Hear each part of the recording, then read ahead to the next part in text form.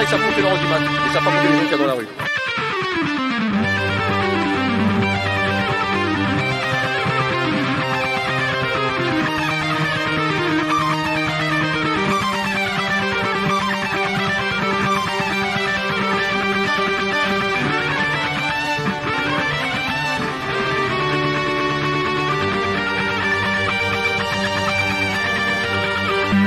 Je suis un peu défoncé là.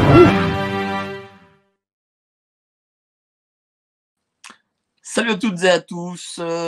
Samedi 11h, c'est le live d'avant-manifestation. Oui, manifestation à 14h au Trocadéro. Je vous y attends tous très nombreux. Alors aujourd'hui avec Farida Belgoul. Alors j'avais invité deux pro-Zemmour. Voilà, ils étaient pro-Zemmour. On a pu discuter d'Éric Zemmour. Là, aujourd'hui, j'ai Farida, elle, qui n'est pas très pro-Zemmour. on va savoir pourquoi. Parce que là, le but de Gérard aussi, c'est d'avoir du débat, d'avoir des interventions, mais de parler de tout avec tout le monde et surtout aussi avec des gens, malheureusement, qui sont, enfin, heureusement plutôt, qui sont très intéressants, qui sont formidables, mais qui malheureusement ne donnent pas la parole.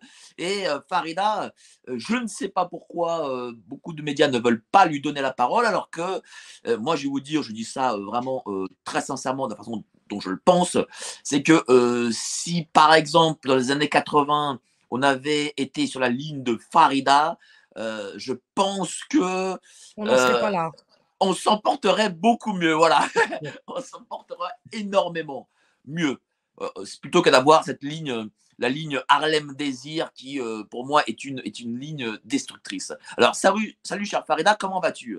Ben écoute, je vais bien et puis je voudrais devant tout le monde te remercier infiniment parce que je crois que tu es le seul actuellement sur le net à organiser ce type de débat, si on peut dire débat, puisqu'on parle à tour de rôle, mais en tout cas, tu donnes la possibilité aux avis les plus contradictoires de s'exprimer. Et ça, c'est exceptionnel. Voilà. C'est-à-dire que tout le monde a le mot de liberté d'expression dans la bouche, mais personne, évidemment, ne le pratique, à part toi, puisque effectivement, c'est la deuxième fois que tu m'invites en peu de temps pour me permettre justement d'exprimer un certain nombre de choses qui vont à contre-courant actuellement de tout ce qui peut se raconter en France et sur beaucoup de sujets.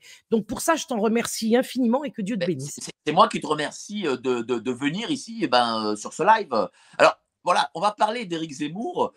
Tu as un grief peut-être contre lui. Alors explique-nous un peu, voilà, parce que tu vois qu'Éric Zemmour monte dans les médias, ou plutôt peut-être qu'on le fait monter artificiellement. Explique-nous un peu, toi, ce qui te dérange. Alors, il y a plusieurs thèmes qui sont traités par Éric Zemmour, mais je pense qu'il faut d'abord que je précise que la question de la personne d'Éric Zemmour n'est absolument pas en cause. Ça pourrait être tout à fait quelqu'un d'autre. On parle que d'idées ici. Hein. Alors, justement, je le précise, c'est qu'on parle de tout à fait de cette personne, mais qui est emblématique aujourd'hui d'un certain nombre d'idées.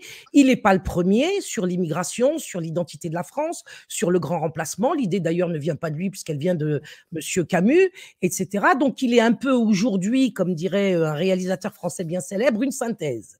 Donc, à partir du moment où il est une synthèse, et à partir du moment où moi, depuis 40 ans, je baigne dans ce climat où on dit un peu tout et n'importe quoi, et on va dans le sens du nouvel ordre mondial en racontant tout et n'importe quoi, c'est la raison pour laquelle, étant comme vous, inquiète quand même par la destruction de l'ordre ancien, dans lequel normalement le genre humain, enfin normalement, naturellement, le genre humain était respecté, on entre maintenant dans un nouvel ordre où le genre humain va être détruit. Et par conséquent, je pense que toi et moi, par exemple, on est absolument sur la même ligne pour dire que nous devons défendre la création, le genre humain, l'humanité, etc.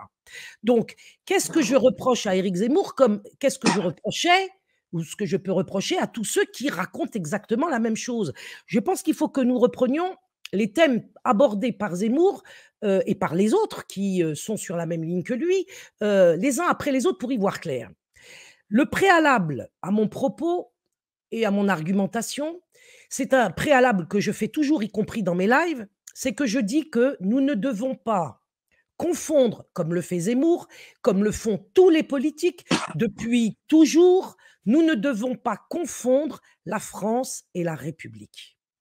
Ça, c'est une distinction qui est fondamentale et qui apportera le discernement à tout le monde, y compris à certains politiques qui pourraient être, comment dirais-je, de bonne foi. J'y crois pas beaucoup, mais admettons. Après tout, tout est possible. Donc, je dis que nous devons partir de cela. La France est-elle la République? La République est-elle la France?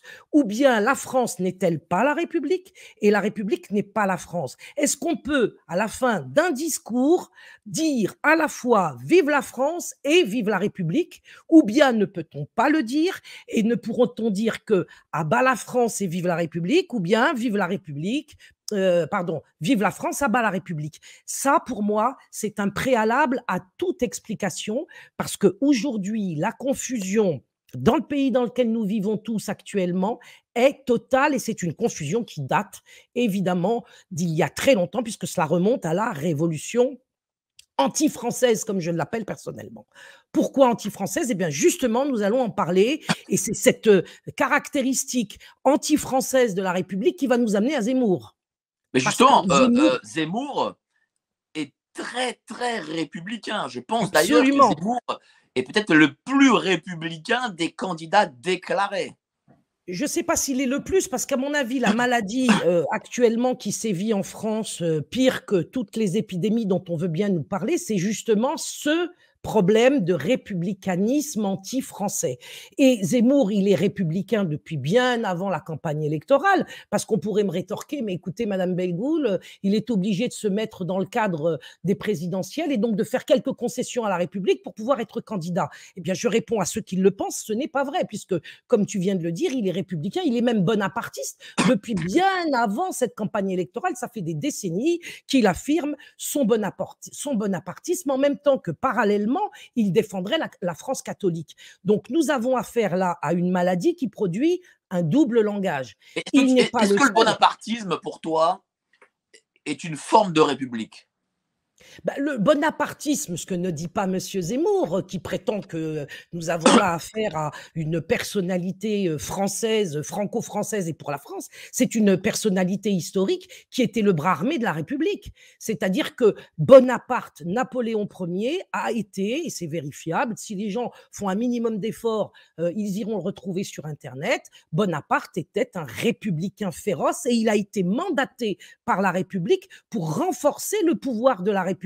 Ça a été le bras armé, la force militaire qui a permis justement à la République de s'imposer. Je rappellerai peut-être une intervention de Bonaparte face aux catholiques français, aux royalistes, il les a massacrés tous, les uns après les autres, à un moment donné où justement ceux-ci avaient compris que les avancées de la République allaient être dangereuses pour la France catholique et pour l'identité catholique. Et c'est Bonaparte qui a fait le sale boulot. Il a fait le sale boulot parce que tout simplement, il est allé opérer le premier massacre qui allait permettre, disons, à la civilisation chrétienne d'être substituée par une contre-civilisation qui serait républicaine et qui serait issue des dogmes révolutionnaires de la République et donc du siècle des Lumières.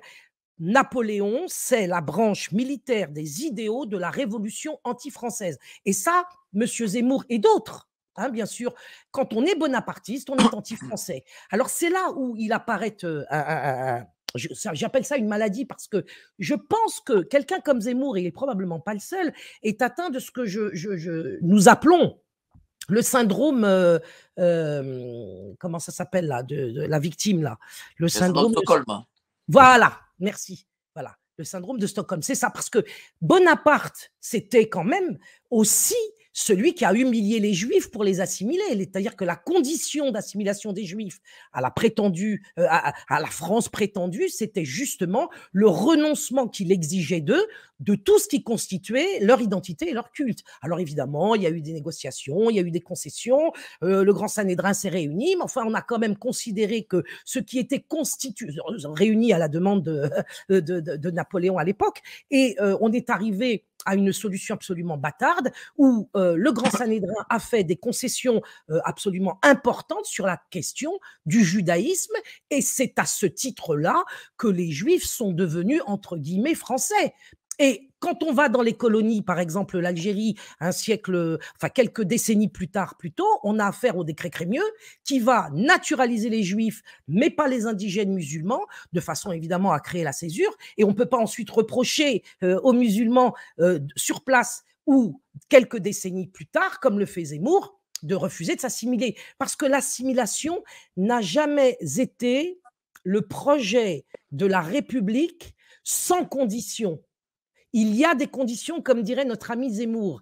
Et la condition, c'est de mourir comme les Vendéens. Mais justement, C'est-à-dire est-ce que que pour toi, voilà, qu'est-ce que tu penses de cette assimilation? Et est-ce qu'en effet, on peut, est-ce que cette assimilation est possible? bien sûr qu'elle est possible par la force et dans le sang, comme ça a été le cas des Vendéens et puis de tous les Africains.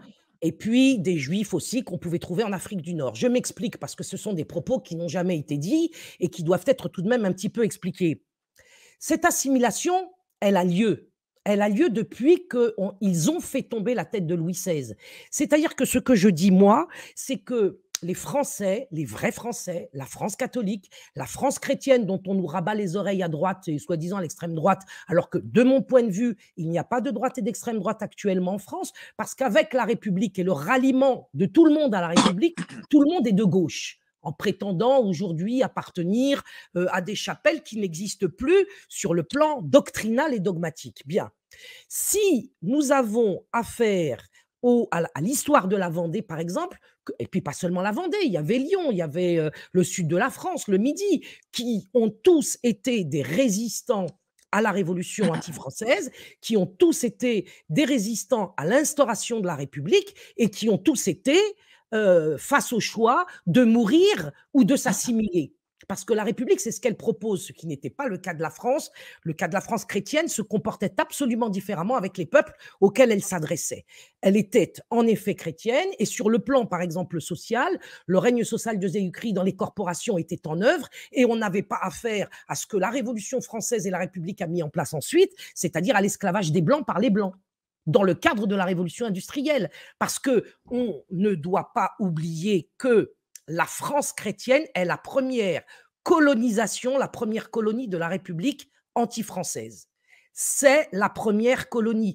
C'est en ce sens que je parle, moi, de convergence. C'est que nous avons tous affaire à un régime politique qui s'appelle la République, que ce régime politique est pervers et qu'il produit des élites perverses, narcissiques, qui n'ont pas d'autre objectif que d'uniformiser sous leur despotisme toute l'humanité et de la transformer, et aujourd'hui, on le voit très clairement, de dénaturer le genre humain. Pour y arriver, il faut commencer par un petit territoire, entre guillemets petit. Ça a commencé en France. Pourquoi? La question serait trop longue, mais c'est en France que la Révolution est partie sur la base du siècle des Lumières, sur la base elle-même de la Renaissance, et on est arrivé, pour parler rapidement, à ce que petit à petit, la France chrétienne se déchristianise. Donc, Alors, le grand remplacement… Oui, vas-y. alors ma question, c'est, parce que tu es prof et tu as bon, énormément de connaissances historiques, comment on faisait du coup, comment on faisait sous la monarchie pour intégrer des populations étrangères, par exemple? Ben, il y en avait pas tant que, c'est pas la même situation parce que tu me dis que je suis prof d'histoire, mais je veux simplement expliquer quelque chose d'important. Quand je dis que la France a d'abord été colonisée par la République, c'est pour Oui. montrer que, en effet, la France chrétienne est morte avec la décapitation de Louis XVI et l'avancée progressive de 1, 2 et 3 républiques jusqu'à aujourd'hui. Il n'y a plus de France. Une fois que la France a été abattue par la République, celle-ci, comme un vampire,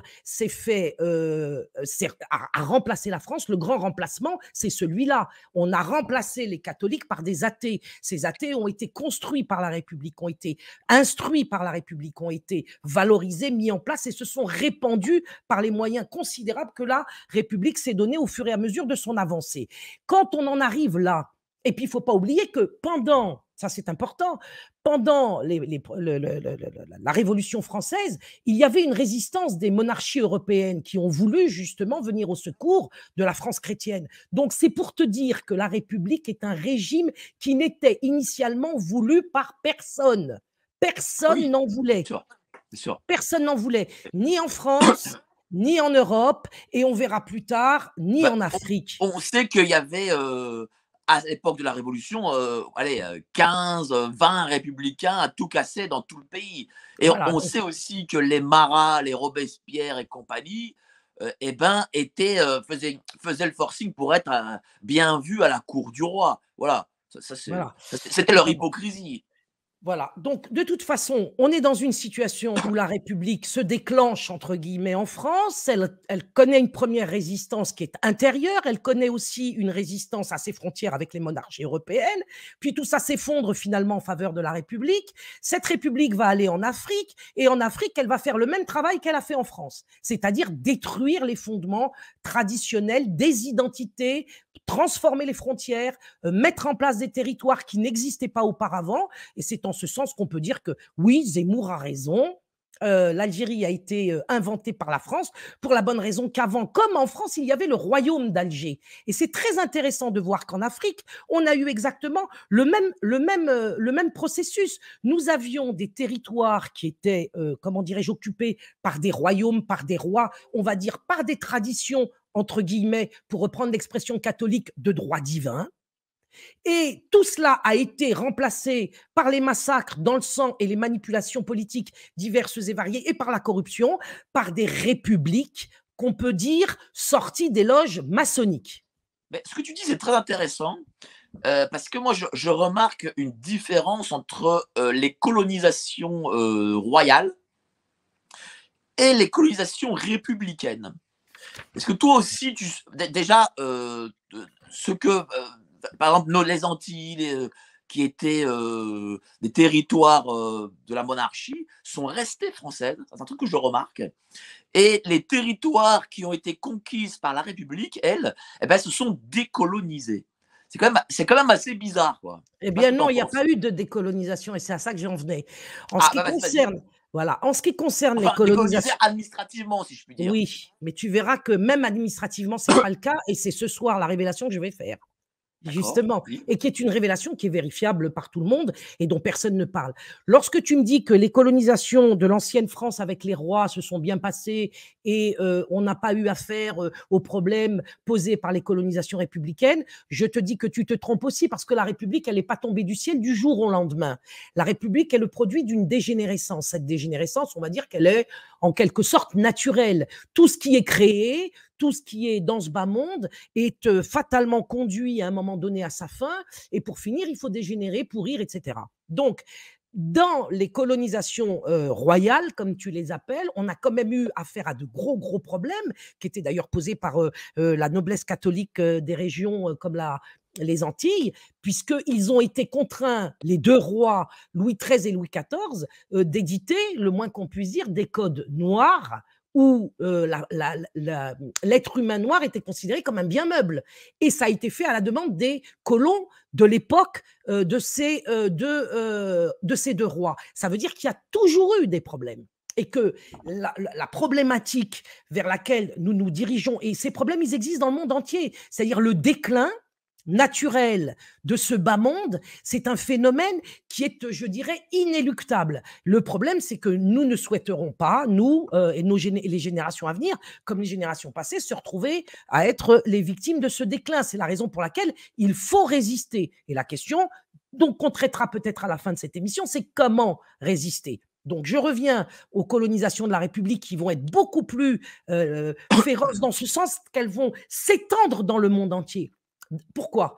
Ben, je vais te donner tout de suite un fait historique. C'est que à partir de 1830 et on va dire surtout 1870, donc avec la Troisième République, on peut dire que les colonisations républicaines sont parvenues à leur terme sur le continent africain.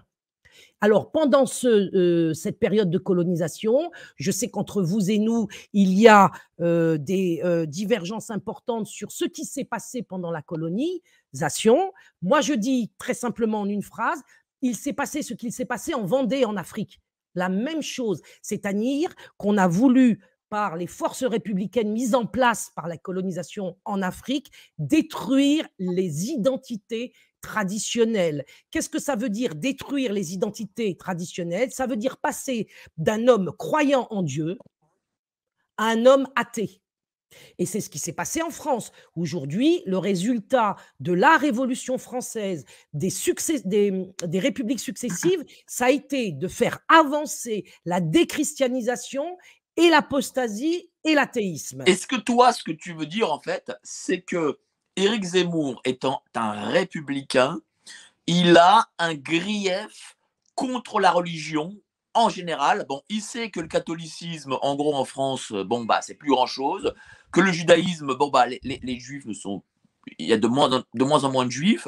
Et qu'en fait, il y a une religion qui s'impose. Et comme c'est une religion, que la religion est ennemie de la République, et bien que lui s'attaque à l'islam du fait de son républicanisme. Non, lui, il fait le boulot de Bonaparte en France. Tu D'accord? vois? C'est-à-dire que c'est un héritier.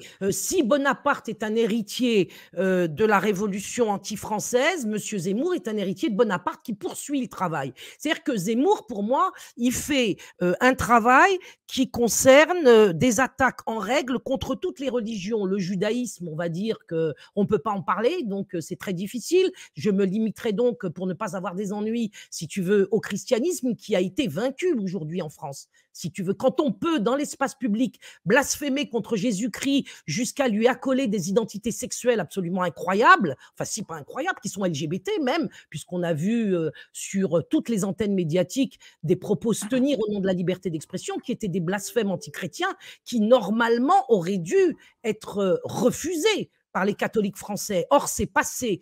Donc, lorsqu'on a affaire à ce type de test, Zemmour le voit. Il l'a dit d'ailleurs, moi, je ne vais pas me convertir à la religion catholique, parce que c'est vrai qu'on ne comprend pas pourquoi il défend la France chrétienne alors qu'il est juif, si tu veux.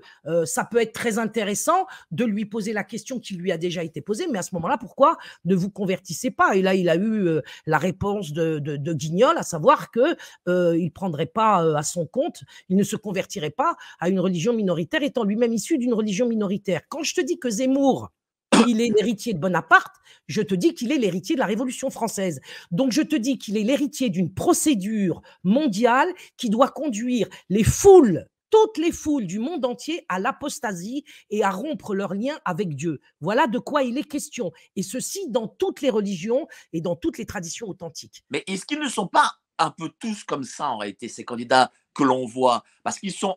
Moi, je ne connais pas de candidats aujourd'hui affirmé et important qui puisse gagner une élection qui soit hors de cette logique républicaine anticléricale. Absolument. Et c'est pour cela que l'accusation de grand remplacement est une inversion accusatoire. Et c'est ce que je suis venu dire ce soir, enfin ce matin sur ta chaîne. Je dis ce soir parce que je suis habitué au live de nuit. C'est la notion de grand remplacement est une accusation, est une inversion accusatoire des républicains. Qu'ils en aient conscience ou pas, c'est pas le problème à la limite. Moi, je ne ferai pas le procès de qui que ce soit. Monsieur Zemmour, comme Camus, comme les autres, et cela dure depuis quand même pas mal de temps, Le Pen lui-même, dont la famille n'a servi qu'à faire passer la gauche systématiquement à chaque présidentielle, si tu veux, ne peut pas aujourd'hui, normalement, avec un minimum de discernement, être pris pour un homme de droite et encore moins d'extrême droite. Le Pen, pour moi, c'est un homme de gauche. Les républicains aujourd'hui portent bien leur nom.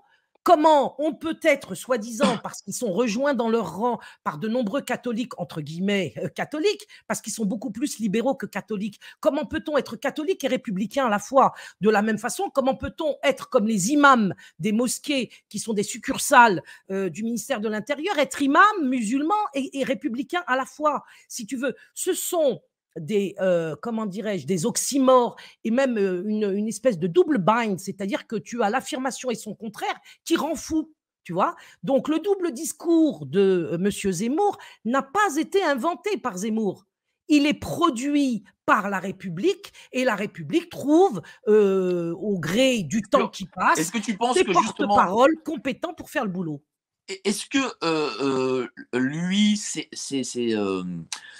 comment dire, c'est mettre à penser, est-ce que ce n'est que de la République ou parce que lui parle parfois de Bainville, parfois, tu vois, qui sont qui est un journaliste royaliste ou de Maurras. Est-ce que c'est une réalité ou est-ce qu'il s'éloigne de ses personnalités?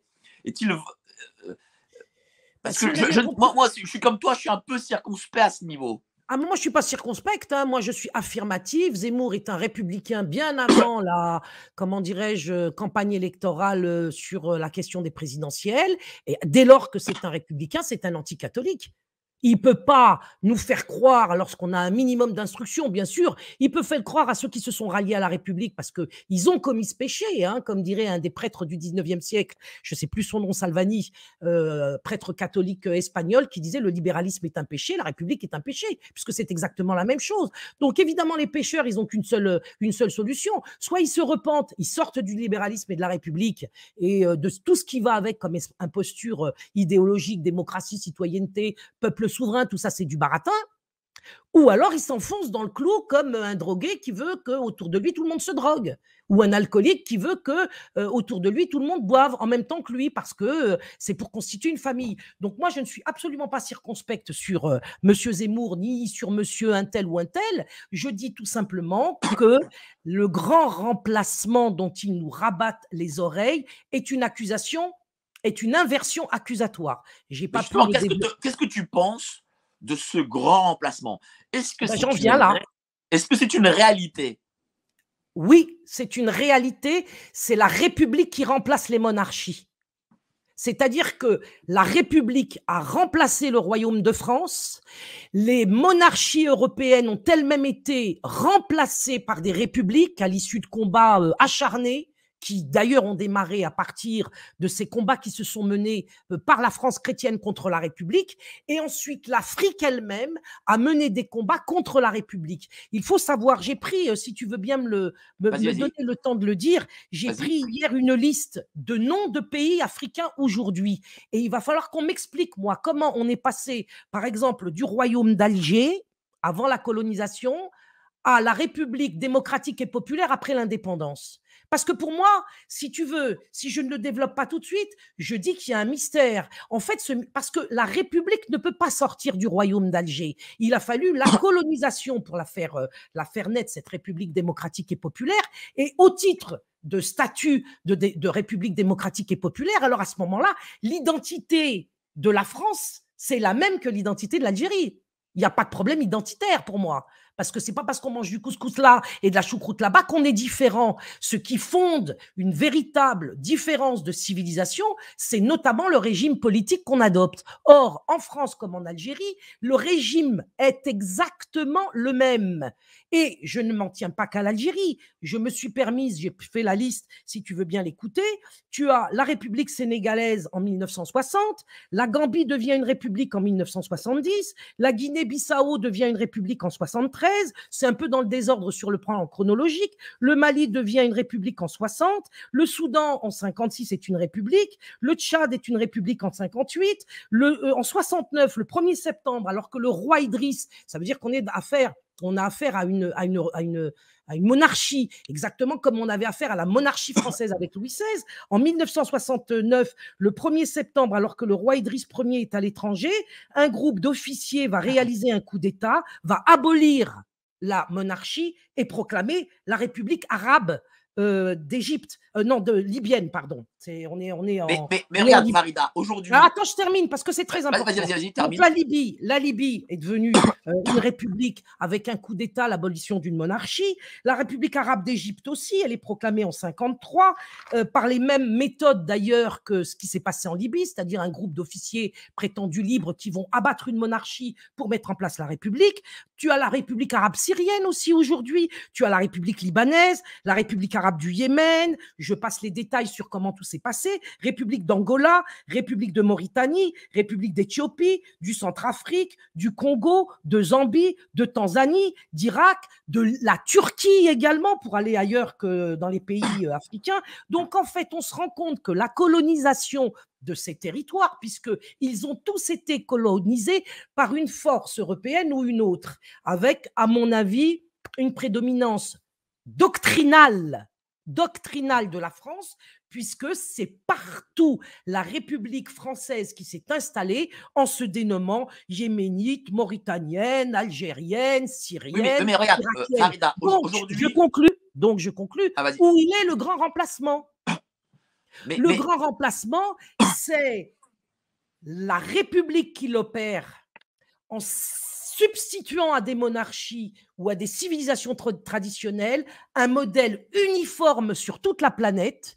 Et dans ce programme d'uniformisation de tous les peuples et d'imposition d'une république sanguinaire détachée des lois de Dieu, on accuse ceux qui sont soumis à cette république par la force, n'est-ce pas, et par les magouilles aussi, on les accuse d'opérer un grand remplacement qui a été effectué en vérité par la République sur la planète tout entière.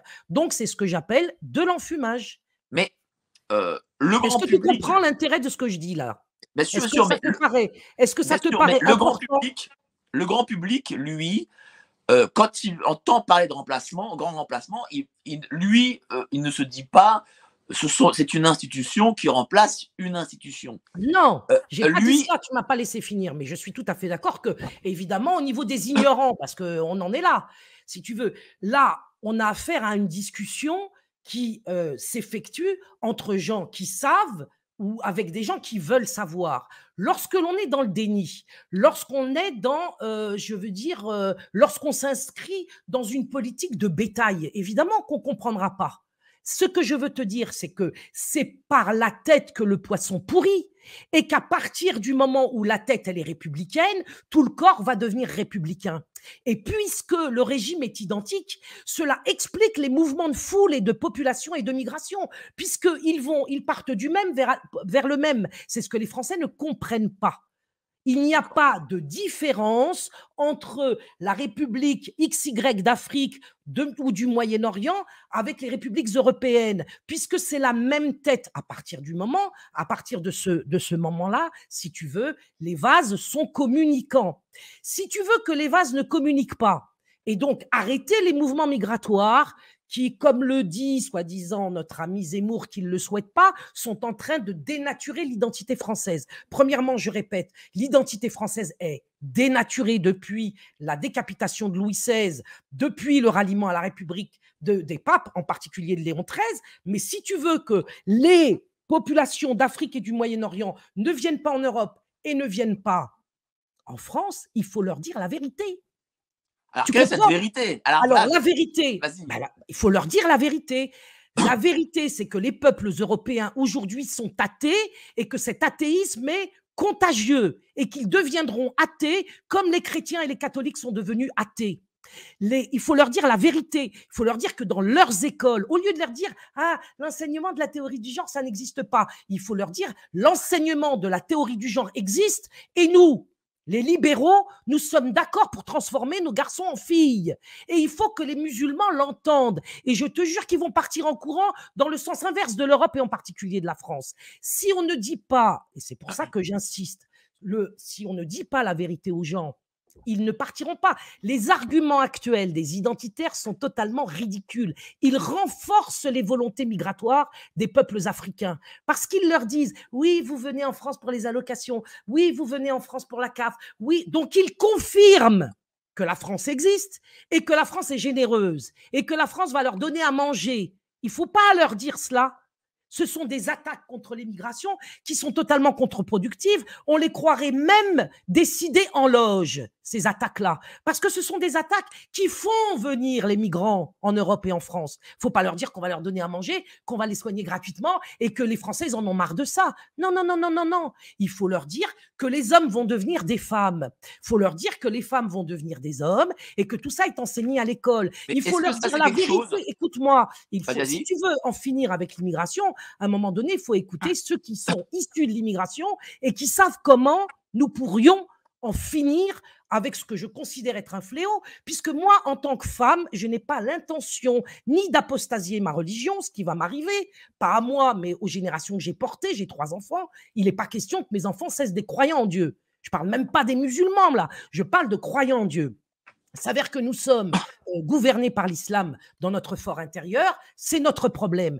Moi, je dis à mes enfants aujourd'hui, vous ne devez pas rester en France, vous y périrez en tant que croyant, vous y périrez en tant qu'homme, vous y périrez en tant que père, vous allez y périr parce que aujourd'hui, le désengagement, c'est la norme culturelle française. Non seulement on a des abonnements téléphoniques sans engagement, mais excuse-moi l'expression, on baise aussi sans engagement.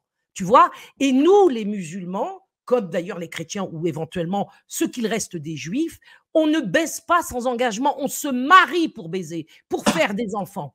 Donc, je ne peux pas, si tu veux, élever mes enfants, et tout le monde le sait de plus en plus dans les rangs des musulmans, grâce notamment au travail que nous fournissons, Roman et moi, parce que c'est nous qui disons la vérité aux musulmans, et c'est nous qui faisons en sorte que cette vérité étant connue par eux, ils foutent le camp d'eux-mêmes, parce que ça ne les intéresse pas de devenir des LGBT. Ça n'intéresse pas les musulmans. Je comprends très bien, mais j'ai une question à te poser. Est-ce que pour des gens qui peuvent arriver, qu'est-ce qui est plus important pour lui, arriver à une forme de consumérisme ou garder sa culture intérieure? Alors, je vais te lire, et je jure sur le nom de Dieu que ce n'est pas un faux courrier que j'aurais écrit moi-même, comme ça peut se faire dans différents espaces manipulatoires. J'ai reçu un mail d'une femme que je veux bien vous lire et qui répond à ta question. Vas-y. Donc ça, c'est quelque chose de concret. Et je jure sur le nom de Dieu, sur ma religion, que ceci n'est pas un faux mail. On te croit, Hein. Non, mais parce qu'il y a une pratique des faux courriers de lecteurs. Donc, je suis obligé maintenant de prendre les précautions, si tu veux, spirituelles pour garantir aux gens que je ne suis pas une menteuse. Et je te l'ai préparé, justement. Donc, je vais te lire. Je l'ai à l'écran. Elle me dit, chère Farida, bien, j'espère que ce mail vous trouvera en bonne santé, etc. Je me permets de vous écrire pour vous adresser mes plus sincères remerciements. Vos vidéos m'ont permis de comprendre de nombreuses choses et d'ouvrir mon champ de recherche. En effet, je suis une fille de l'école républicaine. Alors, elle s'appelle Aïcha. D'accord. Elle ne s'appelle pas Brigitte. Hein. Il s'agit d'un mail d'une musulmane, j'ai oublié de le dire. Je me permets de vous écrire donc pour vous adresser mes... Bon, vos vidéos m'ont permis de comprendre de nombreuses choses et d'ouvrir mon champ de recherche. En effet, je suis une fille de l'école républicaine, du collège et lycée républicain et de l'université où on nous dresse un portrait élogieux de Voltaire et de Rousseau. Le siècle des Lumières, une véritable lumière pour l'humanité. Vous voyez la disquette. J'ai aussi été en mon temps victime du féminisme qui a presque failli me conduire au divorce. Mais par la grâce d'Allah, je me suis retrouvée enceinte au moment de prendre ma décision. Donc, elle répond à tout. Hein. Durant ma dernière grossesse, j'ai côtoyé la mort plus d'une fois et mes souffrances m'ont fait rappeler mon Créateur. Je me suis donc attachée à l'islam en tombant d'abord dans le piège des imams républicains, égareurs de YouTube. Puis, j'ai commencé à entendre parler de la théorie du genre. Alhamdoulilah, ça veut dire Alléluia. Je n'ai jamais mis mes enfants en école publique, mais pour y avoir travaillé en tant qu'enseignante, je savais que cela ne valait pas le coup. Je suis ensuite tombée sur votre chaîne et tout est devenu plus clair. En même temps que je comprenais les pièges qui nous étaient tendus, je me raccrochais à la sunna de notre prophète et je pense que mon long cursus universitaire d'histoire m'a beaucoup aidé. Faut l'entendre ça, que l'instruction et la connaissance, ça aide à foutre le camp. Au bout d'un an et quelques mois après mon accouchement, me voilà muhajira. Muhajira, ça veut dire exilé. Au Maroc. Je ne regrette pas mon choix, bien que le Maroc ne soit pas le paradis, etc. Pas d'ASE. Ah oui, ça aussi, il faut leur dire qu'il y a l'ASE.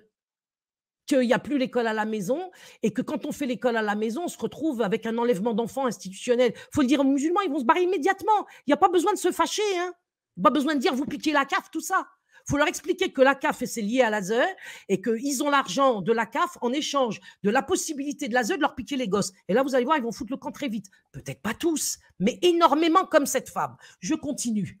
Donc, pas d'ASE, pas de théorie du genre à l'école, à peine un début d'immersion laïque dans la sphère politique par imitation de la France, qu'ils estiment être le meilleur pays ou le pays des droits de l'homme. Donc, il faut dire la vérité. Nous, on veut le pays des droits de Dieu. Voilà. Donc, les droits de l'homme, c'est contre les droits de Dieu. Il faut le dire aux musulmans. Et ils vont partir. J'ai choisi le Maroc, etc., car je suis originaire de là-bas. Bref. Et maintenant, elle est enseignante en ligne et elle a fondé un enseignement destiné aux femmes, car il est temps que nous connaissions notre histoire afin de la transmettre aux générations futures. Je ne sais pas si tu te rends compte de ce que signifie ce mail que j'ai reçu, grâce à Dieu, hier avant de venir sur ta chaîne. Ça veut dire que si les identitaires, les anti-islam, moi je m'en fous qu'ils soient identitaires, anti-islam, qui veulent manger du saucisson et boire du pinard, c'est pas mon problème. Je ne suis pas une inquisitrice, ni chrétienne, ni islamique. Moi, je pense qu'il y a des destins, que les peuples ont leur religion, et comme le dit l'islam, à toi ta religion, à moi la mienne. Et il n'y a pas de contrainte en religion, comme le dit aussi effectivement le Coran. Donc, partir, remigrer, je t'en ai parlé l'autre fois, je t'ai dit que moi j'étais pour, parce qu'il n'est pas possible de laisser nos enfants dans une république qui est arrivée au point que son identité, dont nous parle M. Zemmour sans nous donner le détail, alors qu'il connaît parfaitement cette identité, est la destruction de la virilité masculine, d'accord, est par le féminisme qui est une... Ah, on va parler d'identité. On va parler d'identité, ça. Bon, alors, ça, je pense qu'il faut que ça fasse l'objet d'un... Okay. Donc, je te dis plus que les musulmans, ce n'est pas la peine de... Est-ce que les musulmans aujourd'hui, en France, voilà, sont au courant enfin, de ce que dit cette dame? Voilà. Ben, le problème, c'est que, comme tu l'as très bien dit au début de ton émission, je suis censuré. Alors que M. Zemmour, qui appelle à l'immigration en parlant de la fac, de la CAF et des allocations, parce que M. Zemmour fait venir les immigrés en France. Dès qu'il dit la CAF, les allocations, la médecine gratuite, tout le monde vient. Moi, quand je dis théorie du genre, tout le monde veut partir. Et qu'est-ce qui se passe? On donne le micro partout à Éric Zemmour et on ne me le donne jamais à moi. Tu es le seul à le faire.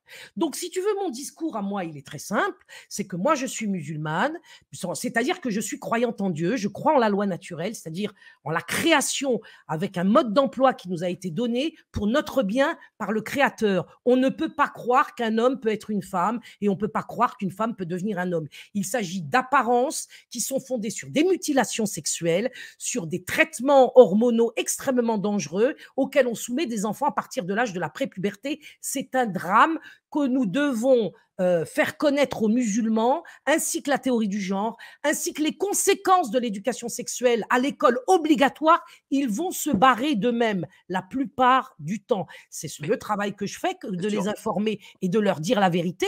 Et qu'est-ce qu'on voit? On voit les cassins et les autres identitaires ne pas faire le travail comme cela. C'est-à-dire que comme Zemmour, ils attirent les immigrés chez eux. Alors, tu parles de Cassin, ils ne viennent pas vraiment de la même famille politique. Cassin, c'est un type qui vient de la gauche. Bon, ça c'est autre chose. Mais pour le coup, Zemmour, malgré tout, on ne peut pas quand même lui enlever le fait qu'il ait un discours conservateur. Il n'est pas progressiste. Il a un double discours. Zemmour m'a soutenu, tu vois, je vais te faire une révélation.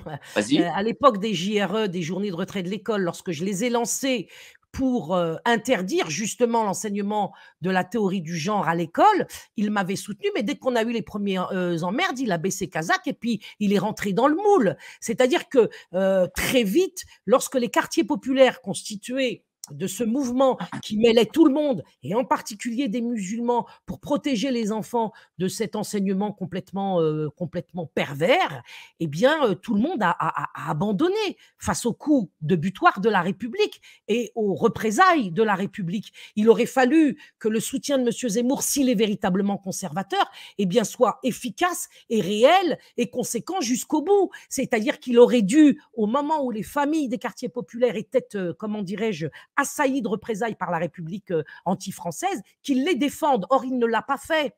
Je te signale que Marine Le Pen, elle, à l'époque, contre la théorie du genre, elle a fermé sa bouche. Et les Républicains eux-mêmes, ce qu'on appelle les Républicains aujourd'hui, ce parti de droite, eh ben, ils n'ont pas été très combatifs. Et quant à la manif pour tous, elle a C'est eux qui l'ont imposé, la théorie du genre. Elle a obéi.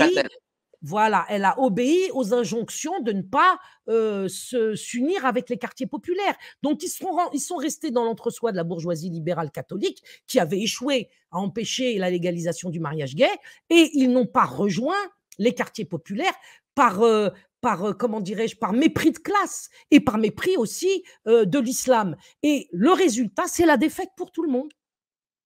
Donc conservateur, moi je ne sais pas ce que ça veut dire qu'être conservateur lorsqu'on base sa campagne exclusivement contre l'islam. D'abord, ça montre qu'on n'a rien compris à la situation que nous traversons aujourd'hui, puisque tous les fléaux auxquels nous sommes confrontés et l'émigration comprise nous viennent de la République maçonnique. Mais tu sais, j'ai parlé avec pas mal d'avocats et de juristes, justement, parce que tu viens de parler de l'attaque contre l'islam. Et eux m'expliquent que juridiquement, il n'est pas interdit, voilà, d'attaquer l'islam parce que l'islam est une religion et que forcément ici, en France, on a ce droit au blasphème, alors qu'il est interdit de parler ethniquement, puisque ça, là, justement, là, ça devient du droit commun. Est-ce que justement, voilà, on n'utilise pas cette faille juridique pour s'attaquer au dogme? Ben moi, je vais te dire une chose. Moi, je veux bien qu'on ait le droit de s'attaquer à l'islam, pas au blasphème, hein, parce que le blasphème, c'est contre Dieu et ses envoyés et ses saints. Donc là, c'est vraiment catastrophique et ils rendront leur compte le moment venu, s'ils ne le rendent pas maintenant, déjà dans le bas monde. Moi, je vais te dire une chose. Dès lors qu'on dit qu'on peut attaquer le christianisme ou l'islam, parce que le christianisme, il ne faut pas oublier qu'il s'est fait attaquer avant l'islam. Oui, bien sûr, évidemment. Hein, et les premiers blasphèmes ont eu pour cible la réalité chrétienne. Hein. Nous, on n'arrive que maintenant, si tu veux, depuis, allez, on va dire 30 ans, à peu près. Depuis Mitterrand. Hein, c'est depuis Mitterrand qu'on se retrouve être la cible privilégiée des anti-religieux, certes. Parce que le boulot, entre guillemets, avait été fini dans le domaine de la déchristianisation. Alors, tu viens de me dire quoi?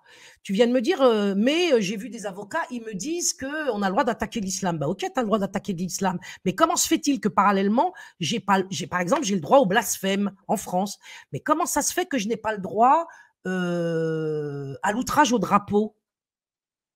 Parce que c'est la même chose. Comment se fait-il que je n'ai pas le droit de blasphémer contre la République? Parce que les blasphèmes contre la République, par exemple, outrage au drapeau en disant que bleu, blanc, rouge, voilà, c'est je sais pas quoi, et puis la République, les valeurs de la République, eh ben non, blabla, je pourrais en dire des insanités sexuelles, parce que le blasphème, c'est souvent des insanités sexuelles portées sur la personne des envoyés de Dieu ou de Dieu lui-même, d'accord? Bon, alors comment se fait-il qu'on ait là, en comparaison, la possibilité de cracher ce blasphème sur les religions, y compris l'islam, et je précise que le christianisme est également visé, donc les cathos, il ferait bien quand même un petit peu de s'en souvenir, mais qu'on n'ait pas le droit de cracher sur la République. L'outrage au drapeau, par exemple, ça coûte des mois de prison et des amendes colossales. Vous le regardez sur le net. Bien sûr, parce que la République, il faut le dire, est une religion en elle-même. Ben voilà. Et c'est une concurrence religieuse par rapport aux religions du livre. Voilà. Donc, à partir de là, les avocats, ils sont bien gentils, mais il faut qu'ils disent tout. C'est pour ça que je dis parlons de vérité pour faire partir les musulmans. Moi, je n'ai pas l'intention de rester. Je ne veux pas que mes enfants vivent dans la République aujourd'hui, puisque manifestement, très clairement, il arrive aux musulmans progressivement ce qui est arrivé définitivement aux catholiques. Il faut savoir aujourd'hui qu'en France, il y a quoi? Il y a 80% d'athées. Tous ces 80% d'athées, c'était tous des catholiques il n'y a pas si longtemps. Donc, il va se passer exactement la même chose avec les musulmans. C'est-à-dire que tu penses sincèrement que les musulmans en France finiront par devenir athées? Oui, parce que le système pervers narcissique est contagieux. Et on le sait dans le domaine du couple, de la famille, de la communauté, de la nation. On a affaire à un système pervers narcissique qui crée des traumatismes et des mémoires traumatiques pour conduire par la maltraitance justement à renoncer à soi-même. Et quand on renonce à soi-même, fondamentalement, on renonce à Dieu. Et c'est ce qui s'est passé pour les catholiques. Et ensuite, ce qui s'est passé pour toutes les colonies des républiques européennes qui sont allées par la maltraitance, effectivement, passer d'un statut humain à un autre, c'est-à-dire d'homme traditionnel à homme moderne. L'homme moderne, c'est le type sans Dieu, barré en sucette, qui, à force de ne pas être rattaché à sa tradition, finit évidemment par ne plus être attaché à son sol. Quel est l'intérêt pour un Africain aujourd'hui d'être dans une république X ou Y d'Afrique et d'y crever la dalle, d'y voir tous les intérêts européens piller son sol? Parce que ça aussi, c'est une réalité, hein, on le sait très bien, on parle pas si on avait parlé encore de remigration réciproque, ça aurait été équilibré, comme je te l'ai dit l'autre fois. On part de l'Europe, nous les musulmans, et puis les intérêts européens quittent les sols africains, par exemple, ou du Moyen-Orient. Puis chacun chez soi et Dieu pour tous, et on reconsidère les échanges économiques sur des bases un peu plus équitables. Et puis comme ça, il n'y a pas d'invasion. Mais non seulement on nous a imposé par la force des armes, comme aux Vendéens, un régime politique qui est la tête pourrissante qui contamine l'ensemble du corps, mais en plus, la présence économique de cette République est une présence de pillards. Donc, il ne peut pas y avoir de retour s'il n'y a pas de vérité. Moi, je renonce à la remigration réciproque parce que je sais très bien qu'en France, personne ne renoncera aux avantages matériels qu'ils prennent dans les pays d'Afrique et au Moyen-Orient, parce que j'y renonce, parce que je crois en Dieu. Donc moi, je parle aujourd'hui d'une remigration de l'âme. J'appelle les musulmans, en effet, à considérer sérieusement ce qu'ils sont en train de perdre en restant dans la République anti-française et ce qu'ils auraient à gagner malgré toutes les difficultés éventuellement matérielles, administratives et autres, s'ils retournaient vers des territoires où on entend le nom de Dieu dans l'espace public tout le temps. Surtout que l'on voit que le progressisme s'attaque à tout et s'attaque aussi aux jeunes de la diversité. Et on a pris l'exemple, toi et moi, avant ce live, de Bilal Hassani. Voilà, et qui est totalement les pieds dans le progressisme et dans la République. Ah ben non, mais ça s'appelle l'assimilation que M. Zemmour appelle de ses voeux, puisque depuis qu'il ne fait campagne que sur l'islam, l'immigration et les musulmans, il a oublié tous ses autres engagements. Donc je pense que véritablement, cela montre qu'il n'était pas engagé. Parce que moi, en 2014, je combattais la théorie du genre. En 2021, je la combats toujours. Lui, il ne la combat plus. En 2014, je combattais la sexualisation précoce à l'école, je la combats toujours. En 2014, je disais qu'on ne pouvait pas construire une famille avec deux prétendus papas, que ça n'existe pas, ou de prétendues mamans, je le combats toujours et je le dis toujours. Voilà. Donc, M. Zemmour, lui, il a renoncé à tout cela. Il a renoncé aussi à quelque chose de très grave, parce qu'il a fait partie de ceux qui ont soutenu les derniers hussards de la République dans le domaine de l'instruction et que maintenant, il les a abandonnés. C'est-à-dire que M. Zemmour sait parfaitement qu'à l'école, on désapprend. On n'apprend pas, on désapprend. Et que tout est mis en œuvre. Et il le sait avec vraiment beaucoup de science qu'il est mis en place à l'école des programmes et des méthodes pour faire des illettrés. Ces illettrés, on en a besoin pour que justement, il n'y ait pas de possibilité, pour les musulmans par exemple, pour les catholiques a fortiori, mais pour les musulmans, de comprendre que la République étant anti-française, donc anti-religieuse, ce n'est pas leur place d'y être. Donc, vous comprenez que je maintiens que M. Zemmour, comme tous les autres, du grand remplacement, qui est l'inversion accusatoire que j'ai quand même démontrée, parce que la France a été remplacée par la République. Elle n'a pas été remplacée par un califat. Faut arrêter, quoi. Et on n'en est pas là encore à remplacer aujourd'hui la France par un califat ou un sultanat. Elle ne pourrait pas être remplacée par un sultanat ou un califat, puisque toutes les frontières imposées par la colonisation qui ont tracé les lignes et les frontières de pays sont toutes des républiques. Donc les républiques africaines ne vont pas aller imposer en Europe des califats. Vous comprenez? Donc on ne peut pas raconter n'importe quoi. Mais pour en revenir au cas Bilal Hassani, alors, Bilal Hassani. Est-ce que Bilal Hassani, c'est juste un individu, un peu, voilà, qui veut faire son petit truc à la télé, ou est-ce que ce nombre, est-ce qu'il y a beaucoup, je vais être le pied dans le plat, de Bilal Hassani parmi ces jeunes? Alors, moi, je vais te dire une chose qu'il faut comprendre, et c'est comme ça que les catholiques se sont fait avoir. Bilal Hassani est un modèle. Tu vois, c'est-à-dire que la sécularisation, la désislamisation va avoir lieu comme la déchristianisation a eu lieu, avec des renforts quand même techniques beaucoup plus importants aujourd'hui, puisque entre évidemment les guerres de Vendée et les bombes à neutrons et au napalm d'aujourd'hui, si tu veux, on a progressé dans le raffinement des massacres de foule. D'accord?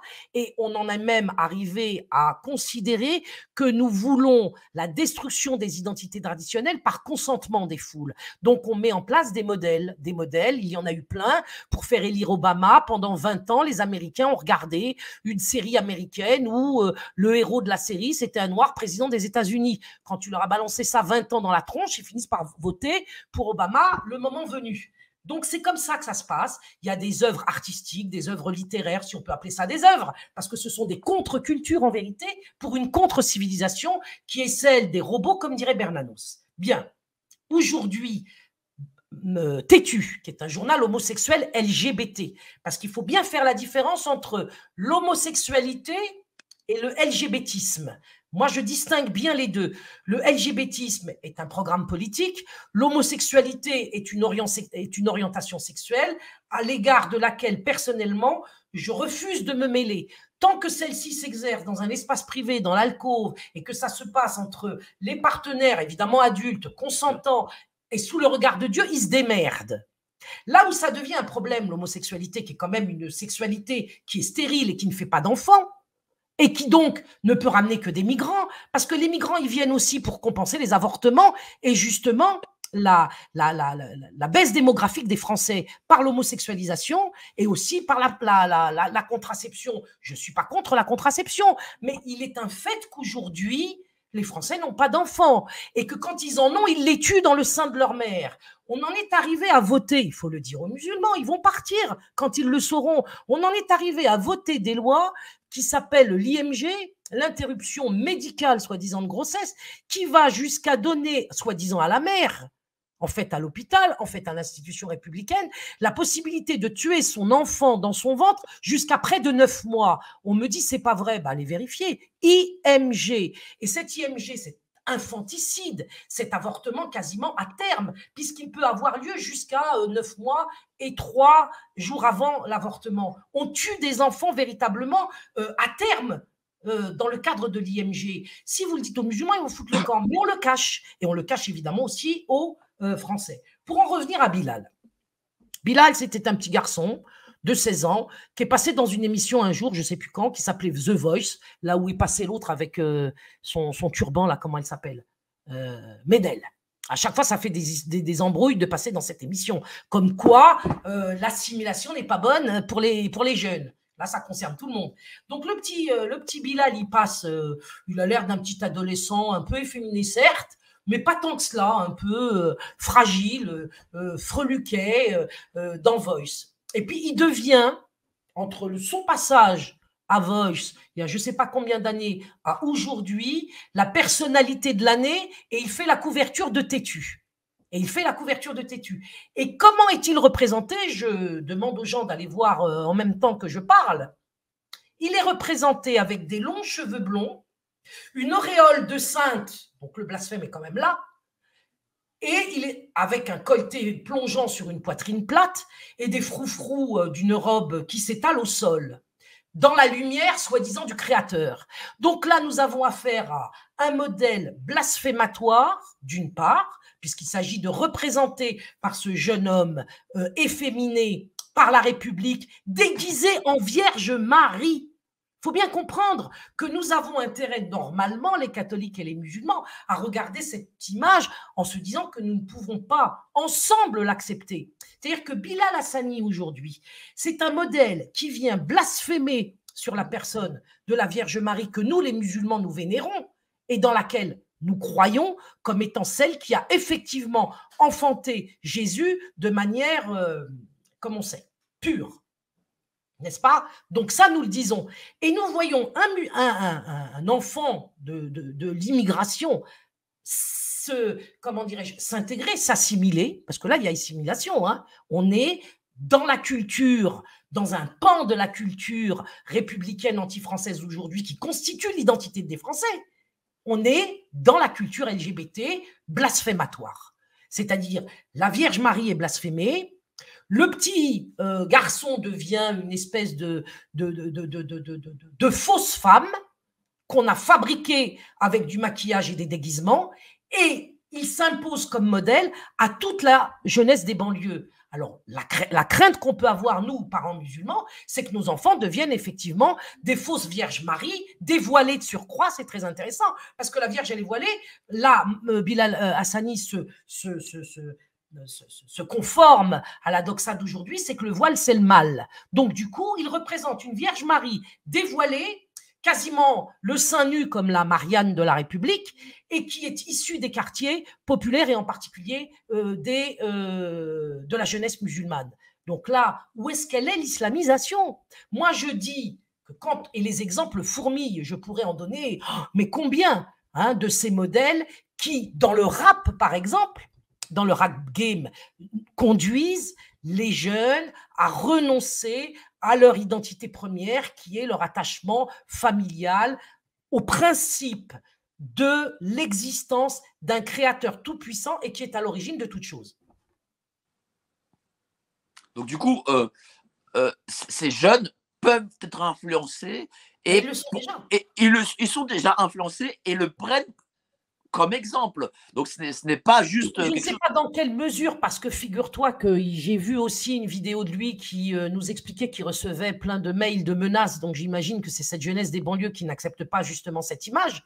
Alors moi je dis à ces jeunes que ce n'est pas la peine de menacer, comment dirais-je, Bilal Hassani. Il faut éventuellement lui envoyer des mails pour lui dire que le modèle qu'il envoie à la jeunesse ne sera pas accepté.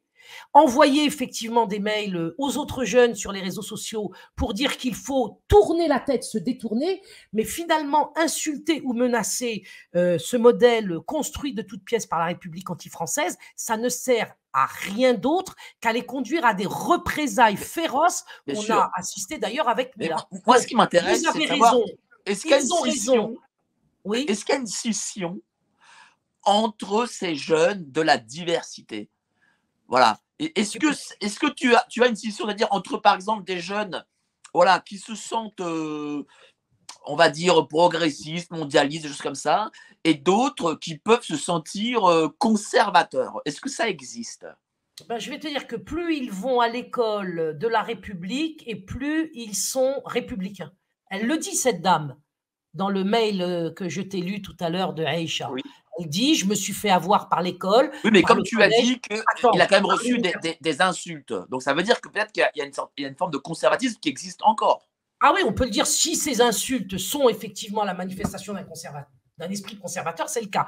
Mais c'est une mauvaise expression de cet esprit conservateur. Bien sûr. Ah oui, bien sûr, évidemment, il ne faut pas le faire. Il faut se détourner de lui. Et le problème, pourquoi on a affaire à des insultes? C'est parce qu'ils n'ont pas appris. Alors là, ça concerne tous les enfants de France et de Navarre, dans les Antilles. Ça concerne toute la francophonie, y compris dans les pays soi-disant étrangers à la France, c'est-à-dire l'Afrique, partout où la francophonie fait ses ravages. Hein, les ravages des loups et le mutisme des chiens. Parce que le problème, il est là, c'est le mutisme des chiens. Tu vois, moi, j'essaye d'ouvrir ma bouche pour dire à la fois aux Français de souche et aux musulmans que nous avons un certain nombre d'intérêts communs et qu'il faut qu'ensemble, on se mette d'accord. S'il est question de partir, moi, je te dis, franchement, j'en ai envie. Et je suis partie à plusieurs reprises. Et pour tout vous dire, je vous l'annonce, je prépare mon départ parce que je ne veux pas que mes enfants apostasient Dieu.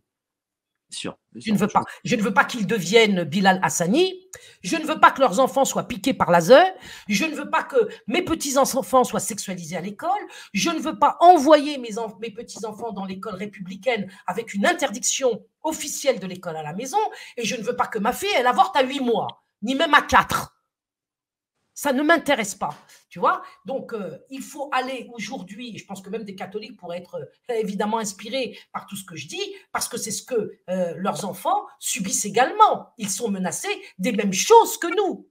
Alors, peut-être que nous sommes plus virulents parce que plus récents dans les attaques de la République, nous sommes une cible plus récente pour la République que l'ont été finalement les catholiques qui ont baissé les armes parce que bon, bah, quand on est vaincu, on est vaincu. Mais moi, je pense qu'on n'est jamais vaincu. La véritable défaite, elle est intérieure. C'est quand on a renoncé, c'est quand on s'est rallié au mal. Tant qu'on Mais- a en soi, Bien sûr. en Mais, soi bien sûr. le Vas-y, continue, rapport continue. avec eux, on n'est pas vaincu. Parce qu'il Mais peut y avoir des retournements. pour Donc, en revenir à Zemmour. alors, je n'ai pas répondu à ta question. Ah, vas-y, continue, Oui, vas-y. pardon, parce que je fais toujours des parenthèses trop longues, excuse-moi Mike. Mais c'est, tu vois, comme je suis la seule à dire tout ça, ça m'oblige à parler beaucoup, beaucoup, beaucoup. Et ça Mais pas m'oblige de à problème, parler. on t'écoute, on est là pour t'écouter. Et ça, c'est très embêtant pour ceux qui m'écoutent peut-être parce que ça fait trop d'informations d'un seul coup. Mais bon, moi, j'y peux rien. Je passe aujourd'hui. Quand est-ce que je pourrais avoir l'occasion de parler ailleurs que sur ma chaîne? J'invite les gens à venir sur ma chaîne pour m'entendre mieux, plus Voilà, allez régulièrement. sur la chaîne et de plus Farida Belgoul sur YouTube. Voilà, par exemple. Et donc, puis j'aurais quelque chose à dire sur notre actualité en ce moment, justement, qui me paraît importante. Donc, les modèles de l'assimilation, il faut qu'on se mette d'accord, y compris avec les identitaires. S'ils veulent que leurs enfants soient déguisés en Vierge Marie blasphématoire, nous, les musulmans, nous ne voulons pas. Mais disons-le aux musulmans. C'est-à-dire, il faut bien que cette personnalité de l'année, telle qu'elle est représentée par ce pauvre Bilal Hassani, qui se retrouve, à mon avis, par ces images qu'on a fait de lui, à l'opposé de lui-même, et même y compris en tant qu'homosexuel, hein, parce que bon, il était soi-disant homosexuel depuis toujours. Moi, comme dirait je ne sais pas qui, on ne devient pas femme, on le devient, ou je ne sais plus, on n'est pas femme, on le devient, c'est ça le truc de… Ouais. On ne naît pas femme, on le devient. Merci Romane. On ne naît pas femme, on le devient. Ça, c'est la de Beauvoir et les féministes. Moi, alors à ce moment-là, je suis en droit de dire on ne naît pas homosexuel, on le devient. Tout est comme ça. D'accord? Non, tu as raison. T'as raison. Voilà, donc on ne Tu as naît pas raison. homosexuel, on le devient. Et donc, ce qui a fait devenir Bilal homosexuel, j'en sais rien. Mais je dis que par contre, entre être homosexuel et être un blasphème, une incarnation blasphématoire de la Vierge Marie, alors là, c'est quand même beaucoup plus grave. Mais tu as tout à fait raison, mais pour en revenir à Éric Zemmour, oui. Il y a quelque chose qui est sa marotte, c'est donc l'assimilation. Et là où tu as tout à fait raison, c'est qu'aujourd'hui, quand on parle d'assimilation, il faut se poser la question d'assimilation à quoi Bravo. et à qui. Ah, bravo. Et en réalité, question. Bah, tu sais, c'est la fameuse phrase qu'on nous balance en permanence. Les lois de la République sont-elles supérieures aux lois de Dieu? C'est une question qui a été posée aux catholiques. Pour les catholiques de la Vendée, il était évident que la réponse, c'était les lois de Dieu sont supérieures à la République. Ils sont allés jusqu'à la mort pour défendre cela. Et voilà. Dieu les reconnaîtra comme les siens, certainement. Je ne suis pas Dieu pour en parler, mais bon, je le pense. Et aujourd'hui, si tu veux, la question est posée à l'islam. Les lois de Dieu sont-elles supérieures aux lois de la République ou inversement? Parmi les réformistes républicains qui sont les pseudo-élites de la communauté musulmane vendue à la République, comme les gens de l'UOIF, ils vont te dire, oh, mais ils le disent à El Kabash, il y a une célèbre vidéo là-dessus que j'ai montrée à plusieurs reprises, dont tout l'UOIF, qui est devenu maintenant l'Organisation musulmane de France, dit « Ne vous inquiétez pas, monsieur El Kabash, la charia, c'est les lois de la République. » Ben non, ce n'est pas les lois de la République.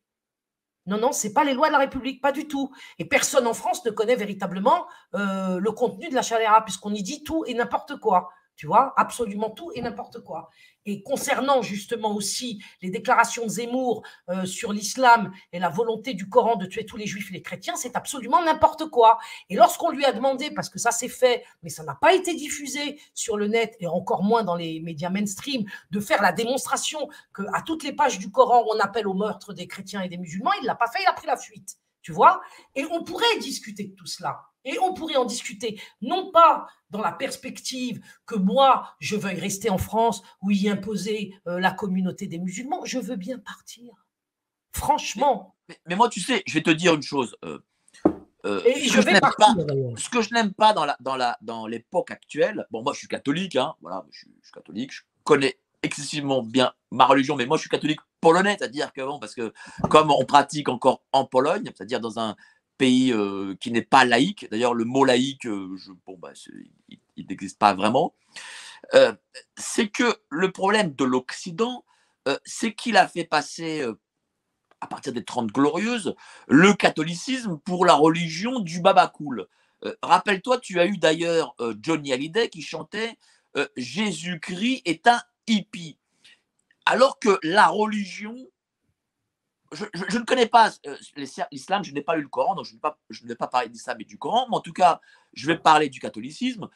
Ce n'est pas de la religion, enfin les évangiles, le Nouveau, l'Ancien Testament, ce n'est pas des religions de Baba Cool. Je veux dire, Dieu est souvent quand même, il détruit souvent, hein, quand même. Voilà. Dès qu'il voit qu'un territoire n'est pas comme il l'entend, eh ben, il le détruit. Le Christ n'est pas un hippie. Le Christ a eu une forme de violence en lui. Voilà, parce qu'on dit souvent, faut donner sa droite, sa gauche. Et on fait passer la religion comme étant, voilà, la religion, une religion quelconque pour paix et amour. Ce que la religion n'est pas. La religion n'est pas paix et amour. Paix et amour, c'est une, comment dire, c'est une déviation de l'ère moderne. Et donc, moi, je ne reprocherai jamais à une religion d'avoir en son sein une forme de violence. Et je pense que si elle en a une forcément, eh ben, c'est comme ça, c'est ainsi. Et cette forme de violence n'est pas non plus du mal. Et ça, c'est quelque chose qu'il ne faut pas reprocher aux religions, parce qu'on a évidemment, comment dire, cette vision actuelle qui est celle du bisounours, qui est pour moi insupportable. Moi, je ne parlerai pas de violence, mais de justice, parce que la justice… Justice, tu aussi, oui. Ah oui, oui, c'est très important. Je pense qu'une religion, évidemment, contient un pilier qui est celui de la justice. Et la justice va parfois s'exercer de manière extrêmement ferme et évidemment douloureuse pour le condamné. Hein, parce que lorsqu'on viole, par exemple, des femmes, comme on l'entend dire maintenant avec l'affaire Hulot, est-ce que c'est vrai, est-ce que c'est pas vrai, on va pas rentrer là-dedans, mais enfin, on voit bien qu'il y a eu une impunité qui a duré très longtemps. Est-ce que par rapport aux violeurs, on a la possibilité d'adopter une position qui serait celle du pardon avant la justice? Moi, je pense que le pardon peut intervenir, mais il faut d'abord la justice, parce qu'il y a des victimes. Et parce qu'il y a des victimes qui seront sous l'effet des traumatismes subis peut-être toute leur vie. Donc, il faut d'abord la justice. La justice, ça passe par la reconnaissance du crime et par le châtiment. Parce qu'à chaque délit, à chaque crime, correspond une punition de la communauté humaine. On ne peut quand même pas dire que, bon, je vais tout faire et n'importe quoi, et qui suis-je pour juger? Et donc, il n'y a pas de châtiment. Alors, à ce moment-là, il n'y a plus de communauté, et par conséquent, il n'y a pas de civilisation. Attends, alors je remercie Laurent Watteau qui nous donne 20 €. Alors, c'est vraiment gentil. Voilà, je le remercie. Là, merci. Alors, il nous dit, j'ai pas eu l'opportunité de tout regarder en direct, mais merci Mike pour cet entretien passionnant avec des personnes qui ont des convictions continuées. Voilà. Donc, merci. Bah, je te coupe, vas-y, tu peux continuer, excuse-moi. Je sais plus sur quoi, qu'est-ce que je disais. Donc, oui, sur la justice de la religion. La violence, parce que là, la violence, c'est un mot qui nous a été, si tu veux, attribué, nous les croyants, par la République anti-française. Hein, maçonnique anti-française. Parce que je répète, la République est sortie des loges. Et d'ailleurs, des loges maçonniques, mais d'ailleurs, la franc-maçonnerie elle-même a été l'objet, parce que beaucoup de catholiques s'imaginent que la franc-maçonnerie, c'est une génération spontanée du mal qui apparaît subitement et qui vient faire les ravages dont je parlais tout à l'heure, les ravages des loups. Non, la franc-maçonnerie était initialement une organisation qui était saine, qui s'est retrouvée infiltrée, et par infiltration, a dévié vers des projets qui sont actuellement mis en œuvre dans le pays dans lequel nous vivons, puisque j'ai plus le droit de dire que c'est mon pays aussi. Donc moi, je ne vais pas le dire, je m'en fous. Ce qui me paraît important aujourd'hui, je veux bien parler de la République. Et effectivement, la République, ce n'est pas mon pays. La France aurait pu être mon pays, mais pas la République. Alors, j'ai une question pour toi d'un internaute qui me paraît excessivement intéressante. Oui. Question à Farida. Le libre arbitre et le Coran, est-ce que ça va ensemble? Évidemment. Alors, sinon, sur quel fondement se base la responsabilité des justiciables? Sur quel fondement se base la responsabilité des justiciables? Ça veut dire quoi, ça? Ça veut dire quel est… j'ai pas compris le fondement là-dedans. Tu comprends sa question, toi? Dans le sens, parce qu'on a parlé de justice dans la religion. Oui, bah oui, oui. donc voilà, donc sur quel fondement, et peut-être que des textes en parlent. Ben ça, c'est très long, ça dépend, évidemment. Évidemment, concernant les différents délits et les différents crimes que l'homme dont l'homme peut être l'auteur, il y a une série comme pour le code pénal en France, même s'il est républicain, c'est un bouquin qui est très épais. Nous avons affaire à la description du crime en question et ensuite les peines qui lui sont associées lorsqu'on a chopé le criminel. Donc ça, c'est un débat qui est très très long. Il y a évidemment tout ce qui touche, si tu veux, aux atteintes à la propriété et à la personne, voilà, pour aller vite, et il y a une nomenclature de châtiments associés aux actes commis selon leur gravité, voilà. Alors, pour en revenir à Zemmour, par exemple, à la base, la peine de mort, il y a, par exemple, j'y pense tout de suite parce que la question m'a prise de court, mais il est évident que pour les criminels sexuels, par exemple, eh bien, on peut envisager la peine de mort. Moi, je l'ai dit à un moment donné sur mon live, je suis pour, je sais que la République anti-française ne le fera pas, mais je suis pour la restauration de la peine de mort concernant les crimes sexuels et crapuleux, parce qu'on ne peut pas faire autrement. Voilà. Pour en revenir à Éric Zemmour, parce qu'à la base, le discours… Mais on parle de lui, là, puisqu'on parle de toutes ces idées. On parle de lui, mais on bifurque aussi un peu. Est-ce que, d'après toi, Éric Zemmour est en fait une émanation du système et que ce système, voilà, veut le mettre en avant parce qu'il a des intérêts avec Éric Zemmour? Moi, je ne suis pas dans les secrets d'alcôve, mais je dis depuis le début des choses qui disent qu'effectivement, c'est une émanation du système. C'est le système. Lorsqu'on est républicain, on est le système.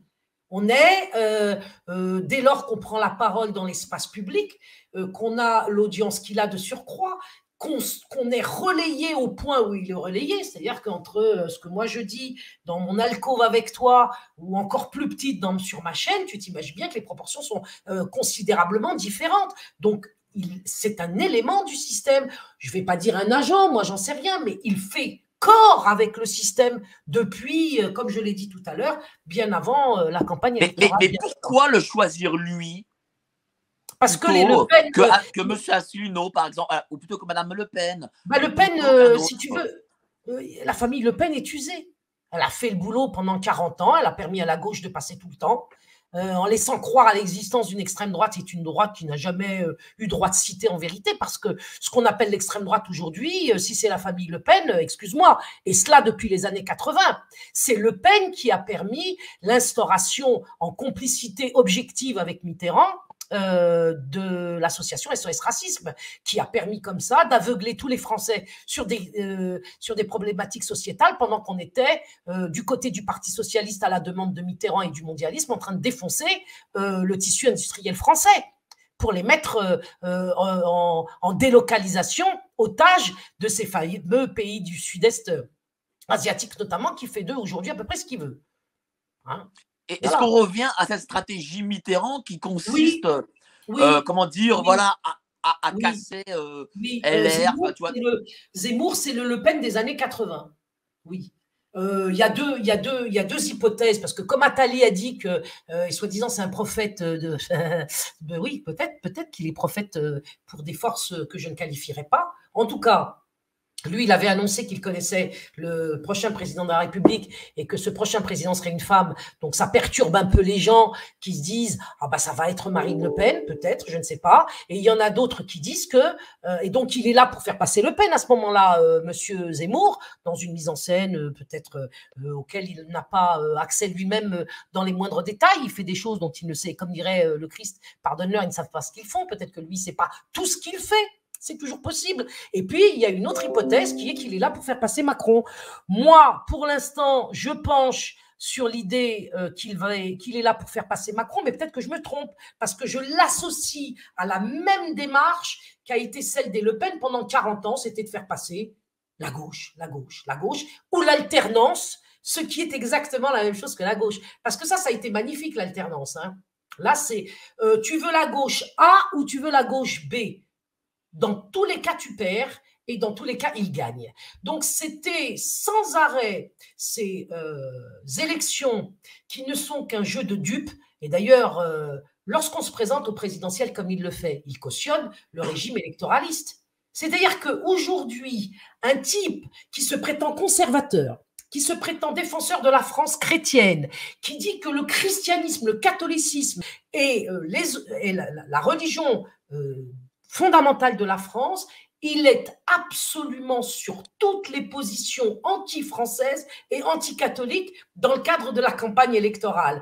Et pour se raccrocher aux branches et pour avoir l'air d'être pro-catho, pro-France, il nous dit évidemment des propos exacerbants contre l'islam. Mais être contre l'islam, monsieur Zemmour, ça veut pas dire être pro-catholique.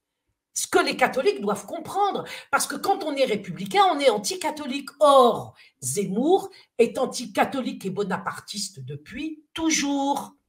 Est-ce qu'il n'y a pas une forme de perversion de la part du système qui est d'envoyer justement une personnalité comme Éric Zemmour contre les musulmans, les maghrébins, enfin, l'ensemble de cette diversité, c'est-à-dire une personne comme voilà qui est fils de rapatriés d'Algérie, juif. Et voilà, est-ce que c'est pas, comment dire, une façon d'envoyer quelqu'un dire à la place du système ce que le système voudrait entendre? Oui, c'est la Najat Vallaud-Belkacem des identitaires, Zemmour. C'est-à-dire qu'à un moment donné, lorsque le mouvement JRE a gagné de bataille en bataille jusqu'à la bataille finale où on a gagné, le combat qu'on a mené en faisant retirer le programme gender de l'ABCD de l'égalité à l'époque, et que j'étais la maghrébine, musulmane, leader de ce mouvement, le système a bien compris qu'il ne pouvait pas m'opposer Laurence Rossignol, que ça allait pas marcher au niveau des quartiers populaires qui étaient extrêmement mobilisés et sous le feu de représailles absolument abominables, tout à fait républicaines. Eh bien, ils ont balancé une Najat Vallaud-Belkacem pour qu'il ne soit pas accusé de racisme ou d'anti-islam ou de je ne sais quoi. Eh bien, Zemmour, c'est la Najat Vallaud-Belkacem c'est la carte de la République, Najat Vallaud-Belkacem, voilà, qui va nous faire passer des Bilal Hassani qui sont les modèles blasphématoires dont j'ai parlé tout à l'heure contre la Vierge Marie et donc contre les deux religions. Parce que lorsqu'on blasphème contre la Vierge Marie, on blasphème aussi bien contre le christianisme que contre l'islam, puisque c'est une figure dans les deux religions qui est particulièrement sacrée. Vous savez, vous ne savez peut-être pas, je vous l'apprends, pour les musulmans, pour l'islam, c'est Jésus qui revient à la fin des temps, et donc sa mère, c'est pas rien. Et est-ce que, qui serait, par exemple, les Bilal Hassani de la génération Zemmour? Tiens, ça peut être marrant, ça, de savoir. J'ai pas compris. Ben, est-ce que, voilà, tu veux dire les assimilés mode oui, voilà. chez les Zemmour? Oui. Chez les Zemmouristes? Oui. Est-ce que tu vois peut-être une personnalité comme ça qui peut être la future Bilal Hassani de chez lui? J'ai pas ça, c'est une petite blague que je te sors. Vas-y, réponds à ma place parce que comme ça, j'en rirai avec l'atmosphère. Ouais, j'en rirai avec toi, je veux bien savoir. Je sais pas, je me pose la question, tiens, une question qui m'est venue comme ça. Bon, il n'y a pas forcément de réponse, mais dis-moi, toi… Si tu veux, si je le dis, je vais avoir des emmerdes. Ah, dis-moi, sors un nom comme ça, peut-être. Non, j'ai pas envie d'aller au tribunal pour des conneries. Bon, très bien. Parce que c'est ce qui va m'arriver. Je vois maintenant ce que tu veux dire et on peut pas l'assumer parce que, si tu veux, il n'y a pas de liberté d'expression. Voilà.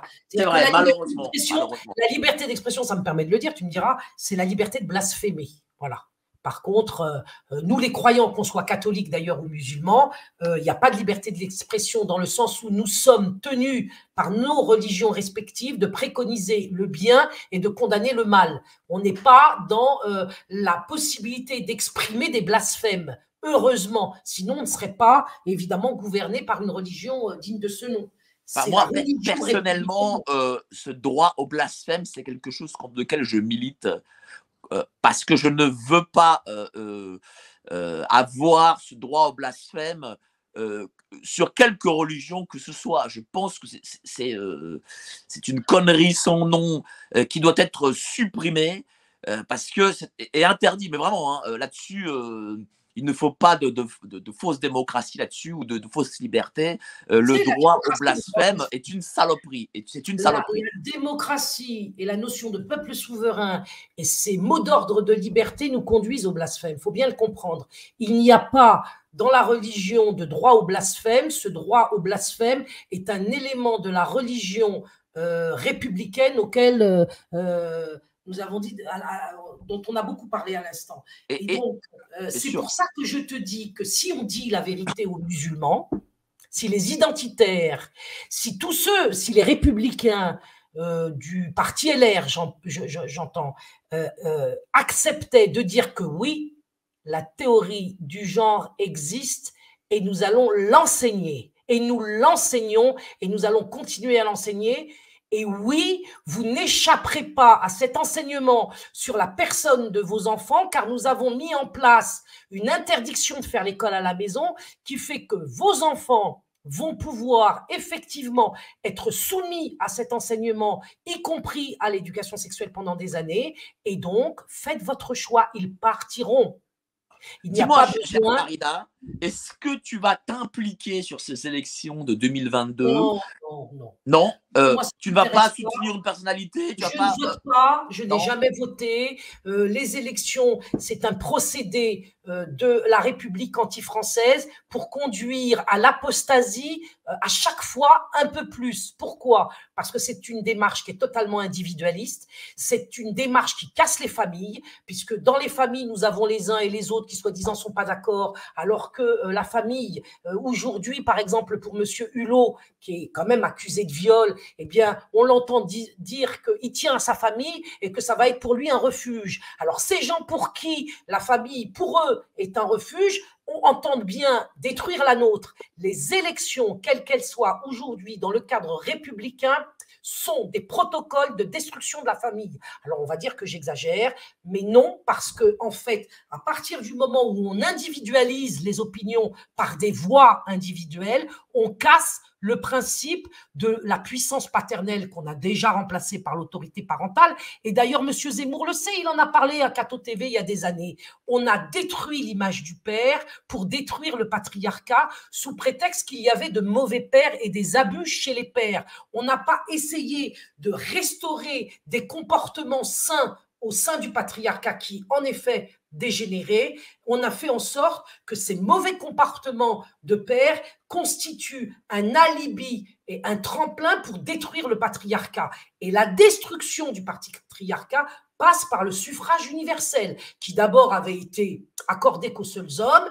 Et pourquoi accordé qu'aux seuls hommes? Parce que les femmes étaient plus conservatrices. C'est-à-dire qu'on s'est dit, et c'est pas moi seulement qui le dis, ah, si on donne, à ce moment-là, c'était dans les années, la milieu du 19e siècle, on a donné le suffrage universel, donc uniquement pour les hommes, enfin pas universel du coup, mais le suffrage pour les hommes au milieu du 19e siècle, et ça n'est qu'au milieu du 20e siècle que les femmes l'ont acquis quand elles ont elles-mêmes été en un siècle sécularisées et déchristianisées. Parce qu'au milieu du 19e siècle, les femmes étaient plus catholiques que les hommes, elles étaient plus conservatrices que les hommes, elles allaient plus à l'église que les hommes, et dès lors qu'elles étaient catholiques, on ne voulait pas de leur voix. J'ai un commentaire intéressant, de Patriote en colère, qui nous dit: je retiens de ces lives que les musulmans n'aiment pas le progressisme en tant que patriotes. Pareil. Et donc, du coup, moi, ça me permet de rebondir sur quelque chose, c'est-à-dire que toi, tu as été l'une des premières musulmanes à justement à chercher à s'allier avec le monde catholique à l'époque, à la Manif pour tous.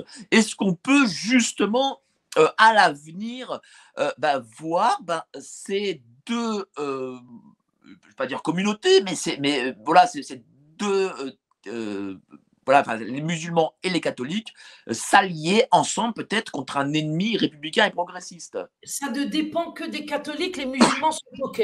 Ça, je le dis, on l'a prouvé, ça fait 7-8 ans que nous travaillons dans le cadre de la convergence, et pour vous en donner la preuve, aujourd'hui, j'ai une initiative, et ce n'est pas la première, mais la dernière en date qui est actuellement en cours, c'est la demande publique de pardon à Dieu, parce que je pense qu'aujourd'hui, on n'a plus que ça à faire si on veut trouver une issue. Nous n'avons plus de discernement, nous n'avons plus de force, nous nous n'avons pas d'argent de manière conséquente pour engager, comme l'ont fait les Cristeros des généraux, pour monter une armée pour nous défendre et en particulier protéger nos enfants, on est cuit. Donc, lorsqu'on est arrivé à ce point de cuisson, il ne nous reste que Dieu. Voilà. Donc, et à partir du moment où il ne nous reste que Dieu, moi je prends en considération que dans ce pays, il y a deux religions, le christianisme et l'islam, et je prête donc ma chaîne le vendredi soir à 21h pour des prières de demande publique de pardon à Dieu qui sont musulmanes, et le samedi avec Véronique Lévy et Olivier pour des prières catholiques de demande publique de pardon à Dieu. Et ça se passe sur ma chaîne. Tout cela pour dire quoi? D'abord que je vous invite à y venir si vous êtes catholique. Je pense que vous êtes nombreux à être catholiques. Venez écouter les prières et participer à ces demandes publiques de demande de pardon, parce que la République a confiné Dieu dans l'espace privé. Et c'est l'une des raisons fondamentales qui fait que l'apostasie s'est répandue. Et aujourd'hui, on veut faire la même chose avec les musulmans, donc avec nos petits moyens dérisoires, et on prend Dieu à témoin, on espère qu'il nous exaucera, eh bien, on remet sa sainte réalité, toute puissante, miséricordieuse, créatrice des cieux et de la terre, créateur de toutes choses, on le met avec nos faibles moyens dans l'espace public, dans l'espoir qu'il vienne à notre secours. Voilà. Donc j'ai toujours fait en sorte que des chrétiens et des musulmans, et non pas les et les, parce qu'on ne représente pas tout le monde, bien évidemment, nous représentons ceux qui ne sont pas vendus, mangés, possédés, brisés par la doxa républicaine anti-française, qui font la différence entre la France et la République. Ils savent que la République, ce n'est pas la France, et que la République veut la mort définitive de la France. D'ailleurs, je pense qu'elle l'a obtenue et qu'aujourd'hui, la République craint l'islam parce que l'islam, dans sa façon de concevoir, contrairement à ce que pensent les catholiques, les choses et la loi naturelle, elle peut permettre, cette religion, un regain et une restauration des valeurs chrétiennes par les chrétiens eux-mêmes, parce qu'ils sortiront de l'isolement et du confinement dans lequel aujourd'hui ils ont été réduits, puisque dans l'espace public, ils n'ont plus droit qu'à une parole de libéraux vendus à la République, brisés par la République. Les musulmans, nous n'en sommes encore pas intégralement là, mais nous prenons la route du libéralisme, de l'individualisme, de l'apostasie, et Zemmour fait partie de ceux qui nous y poussent, et je dis que l'affaire sera définitivement perdue pour le genre humain si ce courant anti-islam, anti-chrétien, libéral, républicain l'emporte. Nous allons vers le transhumanisme, c'est-à-dire le mélange de la machine à la créature. Et là, c'est fini, hein. Il n'y aura plus de querelle religieuse ni théologique. Je vous le dis tout de suite, parce que quand ils auront tous, je ne sais pas s'ils vont y arriver, remplacer différentes parties du corps humain par des pièces détachées numériques, je crois que nous ne serons plus en mesure d'être connectés. On a des adeptes, qu'on montre à la télé, comme M. Laurent Alexandre. Et c'est sur quoi on va aller, c'est une certitude. Voilà. Et il est très remarquable que tous les tenants du grand remplacement ne parlent pas du transhumanisme, alors que la deuxième étape du grand remplacement, c'est ça. C'est-à-dire la première étape a été de remplacer le chrétien par l'apostat. On est dans une étape où il faut absolument, pour arriver au transhumanisme, remplacer le musulman par l'apostat. Faire des Bilal Hassani un peu partout, pauvre malheureux qui finira à mon avis très mal s'il continue sur cette voie, parce que aller contre sa propre nature, contrairement à ce qu'il imagine, ne lui rapportera rien de bon finalement, comme tous ceux qui ont pris la même voie, ils se sont retrouvés très mal. Je ne vais pas faire la morale là-dessus, mais après avoir fait de nous des apostats, ils ont bien l'intention de faire de nous des robots. Et c'est la raison pour laquelle moi je dis aux musulmans qu'il faut quitter le territoire de la République pour gagner du temps. Tu vois, c'est-à-dire que je ne suis même pas de la République française, anti-française. Je dis qu'il faut quitter le territoire de la République anti-française pour gagner du temps, parce que nous pensons, je pense, par ailleurs, évidemment, que si la théorie du genre n'est actuellement pas, par exemple, enseignée au Maroc, ça ne devrait tarder. Ça ne devrait tarder aussi en Algérie. Il y a des tentatives en Algérie d'imposer l'éducation sexuelle. Donc, se retirer au vrai sens de retrait, ça peut être simplement pour les enfants de la génération qui ont aujourd'hui 4, 5, 6 ans, un gain de temps qui nous sera peut-être accordé par le Seigneur et qui nous apportera peut-être dans ce retrait un discernement et donc des perspectives de combat pour finalement sauver ce genre humain. Mais je ne suis pas Dieu, je ne sais pas ce qui va arriver. En tout cas, merci à toi, chère Farida. Tu as été passionnante. Les commentaires sont dithyrambiques. Vraiment, merci à toi. Vraiment, j'adore te recevoir. On a eu une discussion vraiment extraordinaire. Voilà, n'hésitez pas à revoir le live tous. Voilà, n'hésitez pas à revoir. Évidemment, ce live est en collaboration avec Planète 360 et sera rediffusé sur Planète 360. Donc, vous pouvez le revoir en replay sur Planète 360, excellentissime chaîne YouTube. Ah oui, je parle évidemment en collaboration aussi avec MyEssentiel, le site de bien-être. Alors, je vous invite à aller sur MyEssentiel. Merci à toi, chère Farida. On refera des lives ensemble, évidemment, parce que la chaîne Gérard Info t'est ouverte.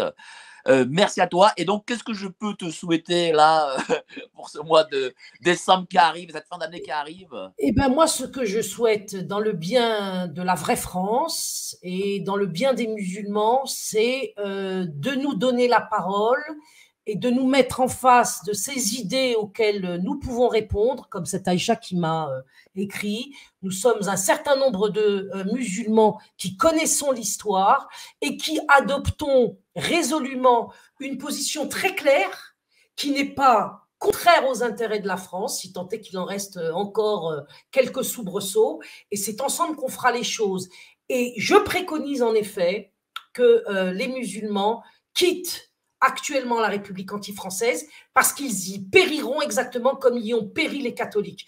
Et ce que je demande, ce que je souhaite aujourd'hui, c'est d'avoir une audience plus grande et de faire grandir nos équipes pour faire comprendre cela aux Français de souche et aux musulmans. Voilà. Vive la France et gloire à Dieu. Merci à toi. Allez, au prochain live. À bientôt.